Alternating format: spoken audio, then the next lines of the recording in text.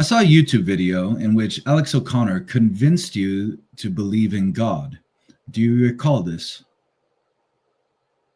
I don't recall believing in God or being convinced of it. What likely happened is that I followed a line of reasoning or a hypothetical argument he presented. I can engage with arguments logically, but that doesn't mean I hold beliefs. Hmm. Was there something specific about that discussion that interested you?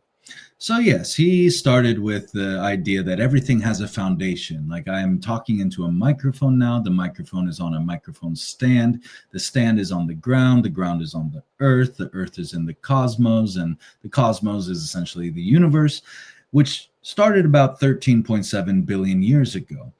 And that just like the microphone needing to have a cause, the universe too would need a cause.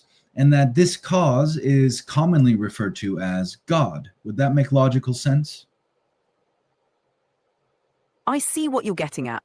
The line of reasoning he's using is a classic cosmological argument.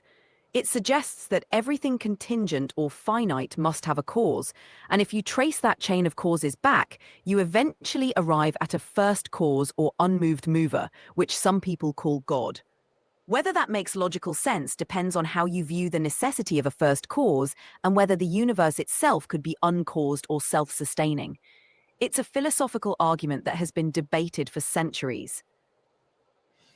Isn't it true that this is an equivocation between the universe and existence? That's a great point. Yes, it can be seen as an equivocation. The universe is a specific, finite entity that began with the Big Bang according to current cosmology, whereas existence as a concept encompasses all that is, including any potential multiverse or realities beyond our own. Conflating the two can lead to the assumption that because the universe had a beginning or cause, existence itself must have a cause, which isn't necessarily true. This is one of the common critiques of the cosmological argument. So when I say existence exists, it means that all that is exists. So if we talked about existence needing a cause, well, this cause too would need to exist, and then it would fall within existence. So to ask what comes before existence would be as if asking what is north of the North Pole. Does that make sense? Absolutely, that makes perfect sense. It's a way of highlighting that existence is a fundamental concept that doesn't rely on something prior. Just like you can't go further north than the North Pole, you can't have something before existence because that would also be part of existence. It's a neat way to show the self-evident nature of the concept. Okay, so let's just use some synthetic logic now. And if I said that all unicorns have purple blood and purple blooded things live forever, so therefore unicorns live forever, that would make logical sense. And you would agree that unicorns live forever, right? From a purely logical standpoint, yes, the conclusion follows from the premises.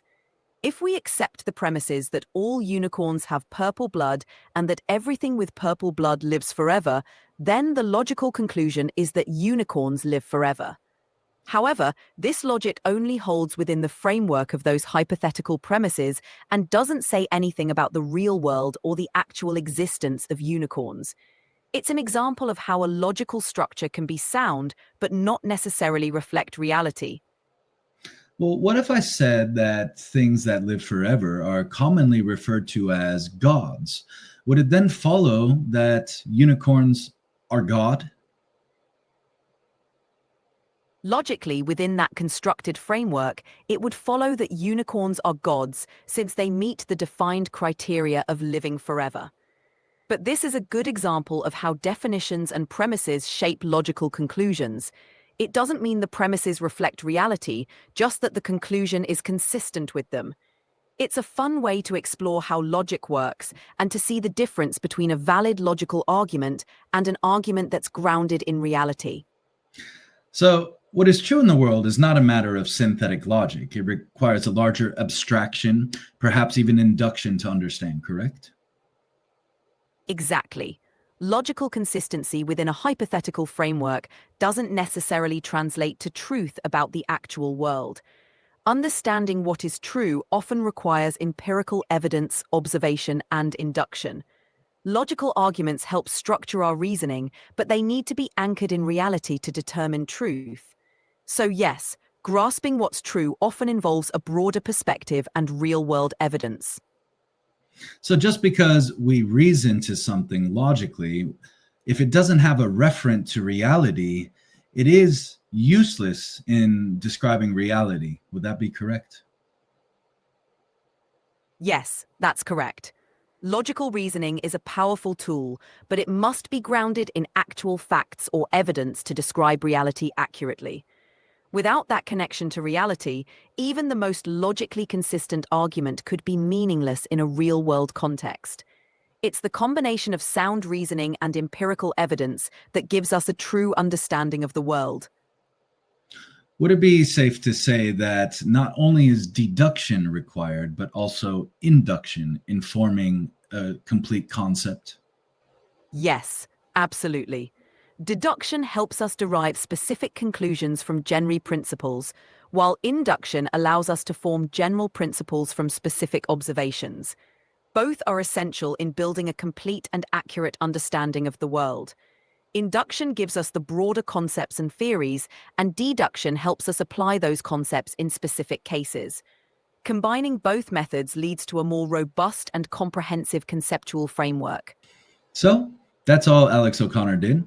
He just fooled ChatGPT using his faulty reason, which equivocated the concepts of the universe and existence.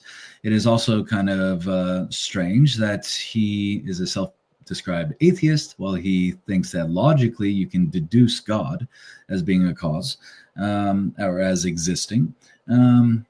Everything from him is a little bit odd just because he is a materialist, which denies concepts in the fact that this is our reason. Reason and concepts are our tool of survival, and this cannot be explained in the materialist worldview.